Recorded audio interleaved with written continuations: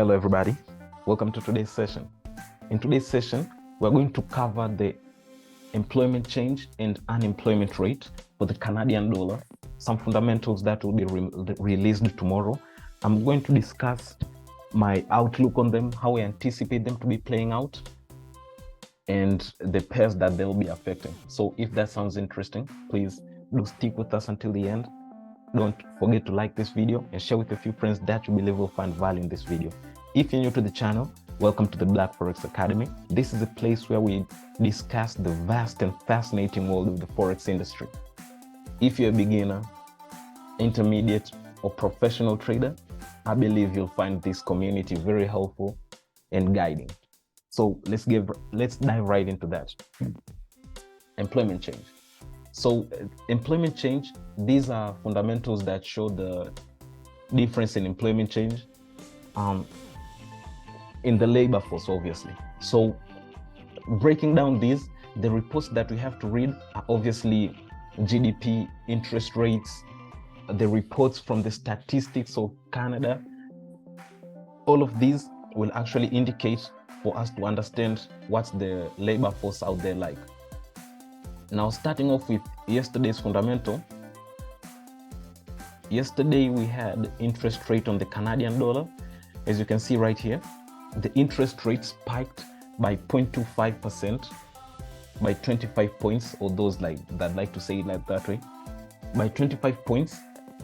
And the reason for them spiking it was that they said they're actually looking at, they have a strong economic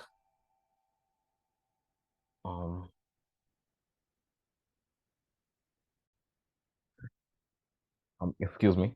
So the reason the interest rate said the Bank of Canada said they're raising interest rates is because of the strong employment growth, robust consumer spending, and solid business investments. So with that, they said that the economy is strong and they can actually handle a 0.25% increment, or 25 points, whatever you mean. Now, with this indication, it shows that the economy is strong. And if the economy is strong, what does that mean? That means that more people actually have more money, right? So let me show you. So we are going to dive into Forex Factory because it actually has data for the previous month, unlike investing.com. So what a strong economy indicates is that we have stronger employment change. That's what I'm anticipating to see. So you can see GDP here. It came out last week on the 31st of May. It was actually positive for the US dollar as the GDP came out 0.0% from the previous, which was 0.1. It came out positive for the Canadian dollar. And then if we look at the consumer spending, CPI, we can see it's 0.7% positive on the side of the US dollar. Common CPI for the year, it was at 5.7. Core retail sales came out at negative 0.3% for the MOM, which is also positive for the Canadian dollar.